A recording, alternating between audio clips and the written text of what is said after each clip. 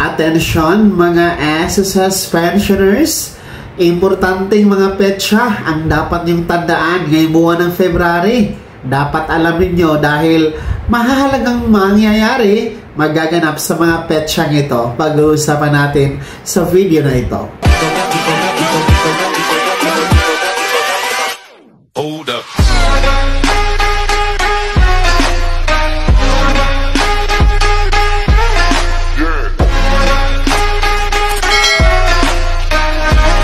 Hello mga ka-vlogs! Welcome dito sa aking YouTube channel. Magandang araw po sa lahat ng mga manonood. Saan po kayo dako sa mundo? Kumusta kayo mga ka-vlogs?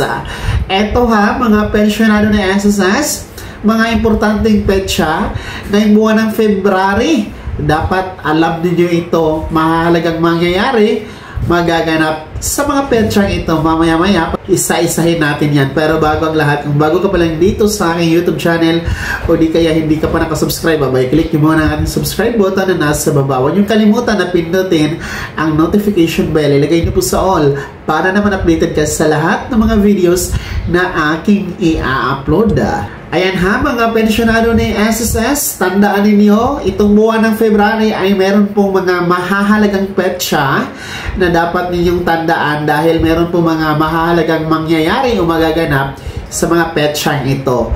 Una po, ngayong Biyernes, February 14, 2025, magaganap po ang pension crediting schedule para sa mga second batch SSS pensioners. Advanced crediting ito mga ka-vlogs, no? 2 araw na advanced crediting schedule sapagkat supposed to be February 16 yung pension crediting schedule, original schedule ng ating mga second batch ngayong buwan ng February. Kaso lang natapat sa araw ng linggo ang February 16, kaya hindi siya po pwedeng mag-credit ng pensyon ayon sa isang SSS circular, no? At ang mangyayari nga nito ay aatras sa pinaka-last working day ni SSS, pinaka-last banking day.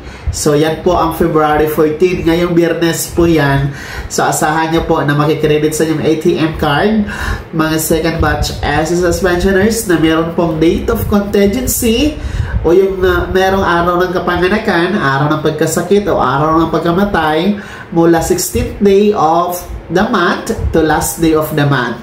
So unang importanteng petsa yan na dapat tandaan niyo ngayong buwan ng Pebrero, February 14, advanced pension crediting for second batch SSS pensioners. Pangalawang importanteng petsa ay ang katapusan, no? Ang last day of the month ngayong buwan ng February. February 28, araw pa rin yan ng Biyernes. Abay, alam nyo ba, 2 ang magaganap sa petsang ito. Una, yan po ay deadline para sa pag-comply ng Annual Confirmation of Pensioners or SSS ACOP para sa mga pensyonadong merong edad na 80 pataas, no? 80 anyos pataas, 80 years old pataas.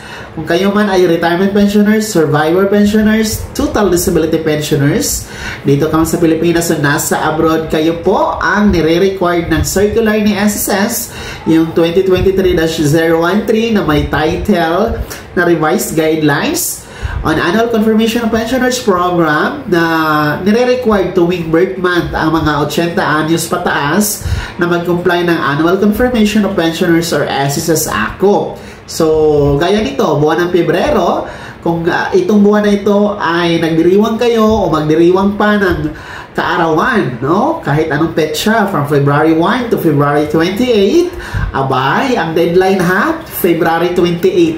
Dapat na-comply, dapat natapos nyo na ang inyong Annual Confirmation of Pensioners or SSS ACOP para tuloy-tuloy ang pagtanggap ng buwan ng pensyon kay SSS. Hindi ipuputol ng SSS ang inyong pensyon sa darating na Marso o Abril. Kaya ganun na lang ang kahalagahan sa pag-comply ng ACOP tuwing birth month. Gaya nito, February birth month celebrant, SSS pensioners 80 years old pataas.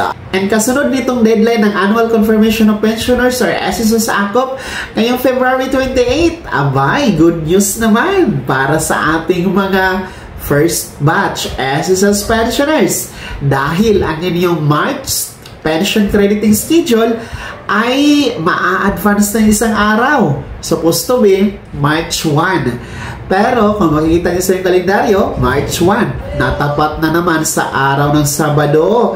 At ayon sa isang SSS circular nga, hindi po pwedeng mag-credit ng pensyon kung ito ay natapat sa Sabado o Linggo o di kaya national holiday.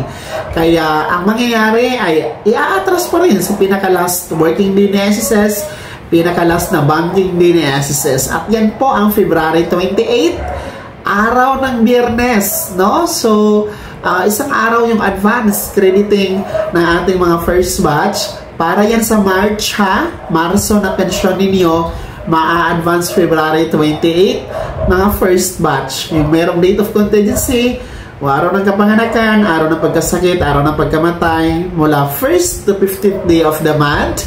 So, February 28, advance ang inyong March pension crediting schedule. So, ayan po ang mga importanteng petsa na dapat nyo tandaan mga pensyonado ng SSS ngayong buwan ng February. Uulitin ko para sa mga ngayon pa lang naka-tune in.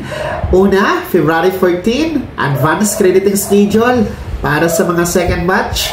SSS pensioners para ngayong buwan ng Pebrero, no? And pangalawa, February 28, dalawa po ang magaganap dyan, no?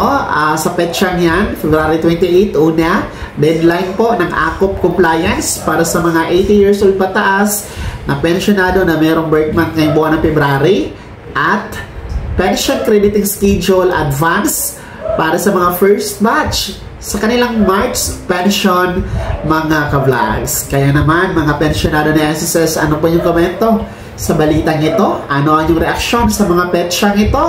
Ibahagi nyo na sa comment section na nasa baba. Pakilakip ang yung buong pangalan at kung taga saan kayo. Bago ako magtapos sa video na to, kung gusto nyo pong sumuporta sa aking YouTube channel, maaari nyo pong i-click ang super thanks button na nasa baba. Sa mga gusto maging miyembro, pwede po. I-click nyo po ang ating join button. Maraming perks dyan mga ka-vlogs. Be my member now. Sana'y naging gabay ang video na to. Kahit pa paano pag-uusapan natin ang mga mahalagang bagay na may kinalaman sa pagiging miyembro, beneficiary at pensionado sa SSS. Kung hindi ka pa nakasubscribe dito sa aking YouTube channel, maaari nyo na i-click ang subscribe button na nasa baba. Huwag nyo kalimutan na pindutin ang notification bell, ilagay niyo po sa all para naman updated ka sa lahat ng mga videos na aking i-upload. Maaari nyo din i-like ang video na to. Kung meron ka pa mga katanungan, maaari nyo i-komento sa comment section na nasa baba. Paki-follow na din po ang aking official Facebook page na nasa screen nyo. Muli po, ako si Daniel de Pao na nagsasabing dito sa aking YouTube channel, Pawang Katotohanan at lahat totoo lamang.